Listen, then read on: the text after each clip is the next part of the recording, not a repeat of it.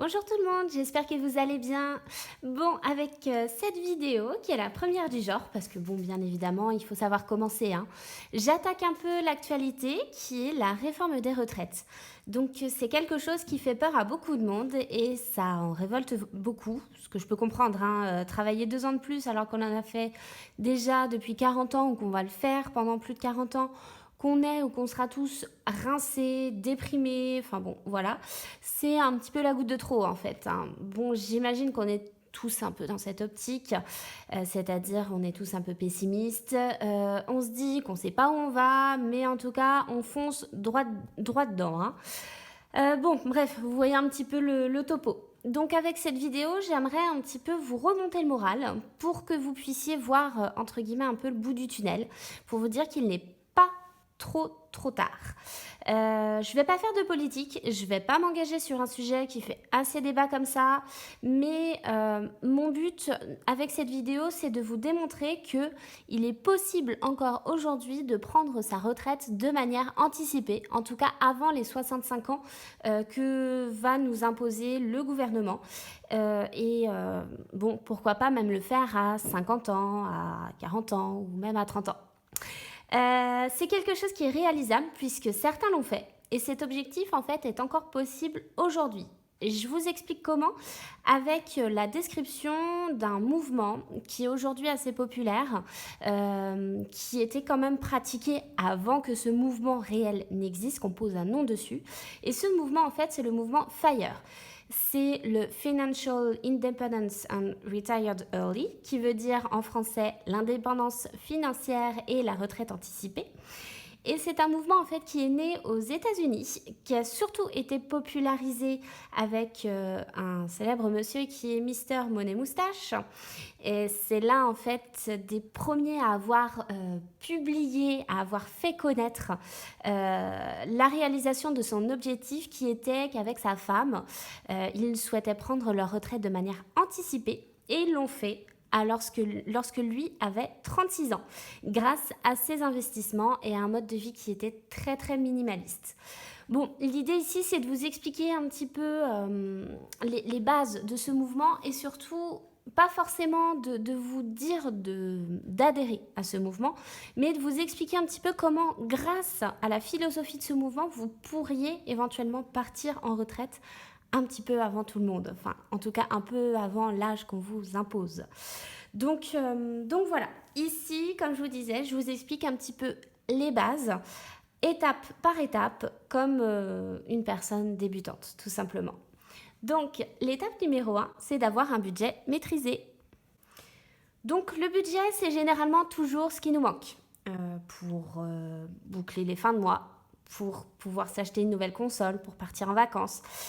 Bon, partir en retraite anticipée, que ce soit à 30, 40 ou 50, 55 ans, bref, pour ça, il faut devenir libre financièrement, c'est-à-dire avoir tous les mois de l'argent qui arrive sur notre compte bancaire pour compenser notre salaire. La première étape, c'est donc de savoir, de connaître votre budget mensuel actuel et le budget futur dont vous aurez besoin pour pouvoir vivre. Pour vous donner un exemple, pour moi, après ça c'est à titre personnel, mais pour moi, si je souhaite avoir une liberté financière, il faut impérativement que j'ai environ 4 000 € par mois personnel, que j'ai 4 000 € par mois qui tombent en fait une fois l'âge de la retraite atteint.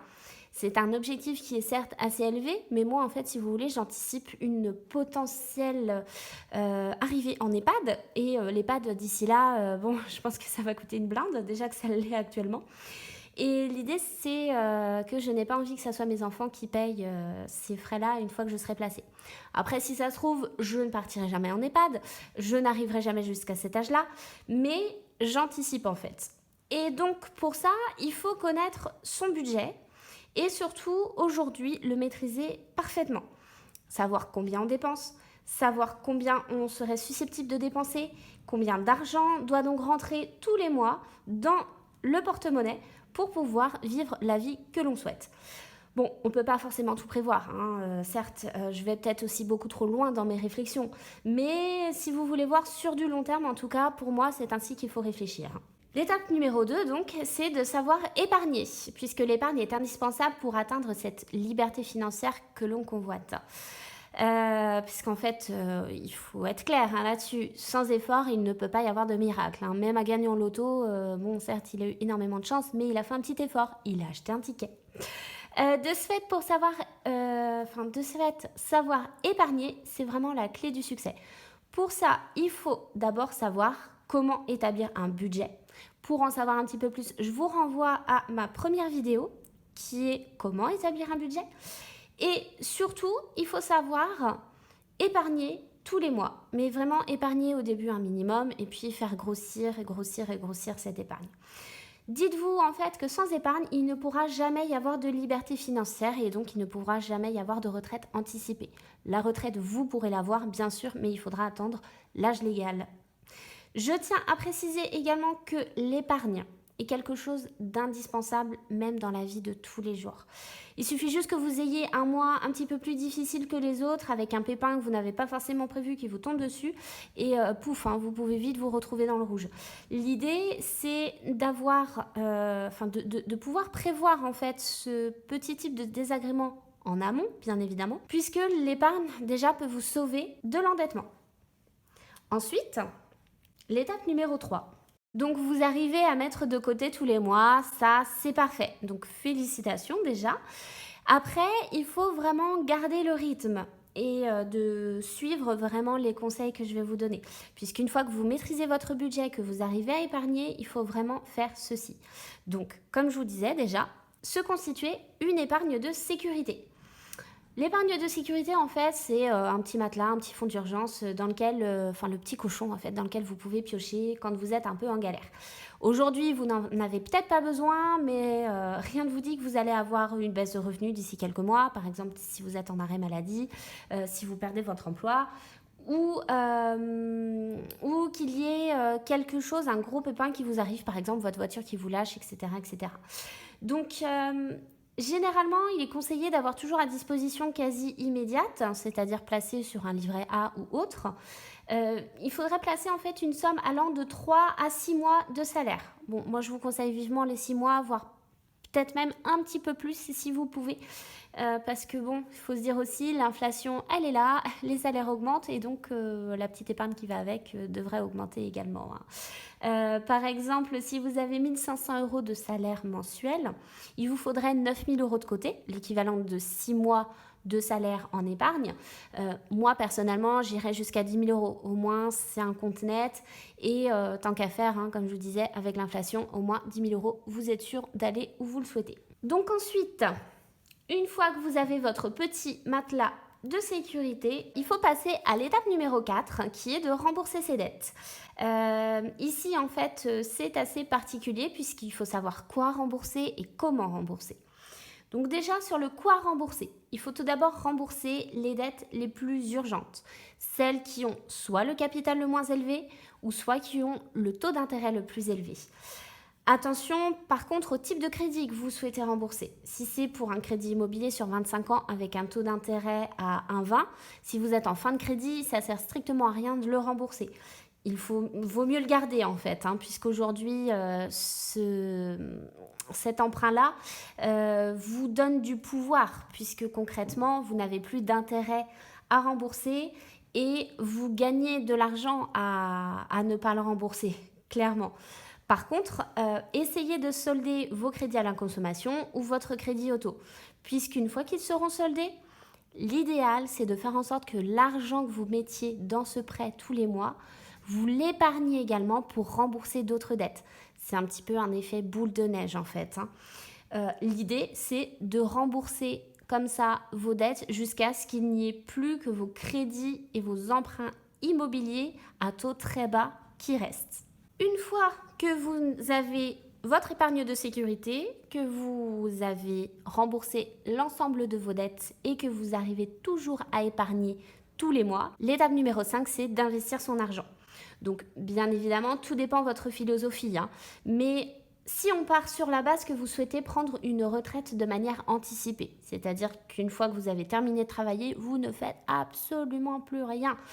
Vous passez votre temps chez vous, au bord d'une piscine, à la mer, à la montagne, enfin voilà, vous dorez la pilule, vous ne faites rien. Donc pour ça, en fait, il faut que de l'argent tombe sur votre compte bancaire tous les mois. Donc il vous faut ce qu'on appelle des revenus passifs. Et pour pouvoir avoir des revenus passifs, il faut investir dans des niches qui vous permettent d'en acquérir. Classiquement et historiquement, il y en a deux. C'est l'immobilier locatif et la bourse. Et ces deux systèmes-là ont déjà fait leur preuve. Donc pour ce qui est de l'immobilier, il faut savoir que le temps joue en votre faveur. À moins que vous n'ayez gagné au loto et que vous ayez eu un héritage, il est peu probable que vous puissiez devenir libre financièrement si vous investissez dans un seul bien, puisque vous aurez un crédit à payer ainsi que des charges. Cependant, plus vous investirez tôt dans votre parcours et plus tôt le crédit sera terminé. Et donc, plus vite vous pourrez faire le farniente au bord de la piscine. Le gros intérêt, c'est que lorsque vous souscrivez un emprunt pour acquérir du locatif, il faut absolument que le loyer paye l'ensemble des charges que vous avez sur ce bien, à savoir l'emprunt, donc les mensualités de crédit et les frais annexes comme ceux de copropriété qui sont à votre charge et la taxe foncière par exemple, entre autres. Donc bien évidemment, il y a des avantages et des inconvénients dans l'immobilier et c'est quelque chose que nous pouvons potentiellement aborder ensemble dans une future vidéo. Pour ça, n'hésitez pas à me le mettre en commentaire si vous le souhaitez.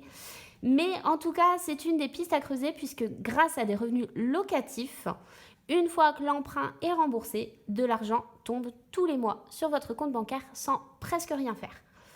Pour ce qui est de la bourse, c'est un domaine qui est assez différent, puisque pour le coup, le pari il est un petit peu plus risqué. En effet, quand vous êtes sur de l'immobilier, vous investissez dans du concret. Dans de la pierre, c'est du solide. La bourse, on est plutôt sur un mode papier. Et c'est un petit peu plus volatile. Par contre, si vous optez pour une stratégie long terme, en diversifiant au maximum votre portefeuille, à savoir investir dans beaucoup de sociétés pour limiter les risques, il est peu probable que vous perdiez tout votre argent si vous avez une bonne gestion. Alors pour le coup, là, il y a deux types d'investissements pour l'objectif d'être libre financièrement. D'abord, le premier investissement qui est d'investir sur le capital des entreprises. Pour le coup, c'est des actions que vous achetez aujourd'hui, que vous cumulez et que vous revendez au fur et à mesure pour vous faire des revenus lorsque vous aurez décidé de prendre votre retraite. Et vous pouvez également investir, donc ça c'est l'autre stratégie, dans des actions dites à dividendes. C'est-à-dire que tous les mois, tous les trimestres, tous les ans, ça c'est en fonction des sociétés, en fait, l'action vous rapporte un petit pécule qui diffère selon les entreprises. Le but avec cette stratégie, c'est que les dividendes versés soient de l'argent qui tombe régulièrement sur votre compte bancaire pour compenser votre salaire. Donc vous l'avez vu, en fait, prendre sa retraite de manière anticipée, c'est pas forcément simple de prime abord, mais ici c'est surtout le temps qui joue en votre faveur, avec une méthode qui est certes assez rigoureuse, mais qui est en soi très très efficace. Si vous vous dites qu'avec le salaire que vous avez actuellement, ça va être très compliqué et que vous n'arriverez jamais, je vais vous prouver que c'est totalement ridicule ce que vous dites. Je vais vous prouver le contraire en fait parce qu'il y a quelque chose qu'il faut que vous sachiez, qui n'est pas à négliger et qui est à prendre en compte dans l'ensemble des investissements que vous allez faire, c'est qu'il y a des intérêts composés.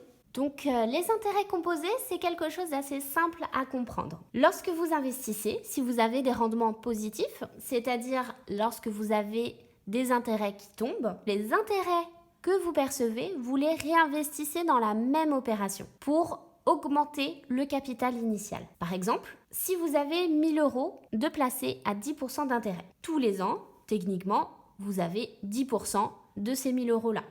Si vous ne réinvestissez pas les 10% d'intérêt que vous percevez tous les ans, à la fin de 10 ans, 10 fois 100 €, puisque du coup vous avez 10 années à 100 €, vous avez 1 000 € d'intérêt. L'intérêt des intérêts composés, ça fait beaucoup d'intérêts, Donc avec les intérêts composés, le but, comme je disais, c'est de réinvestir les intérêts que vous percevez.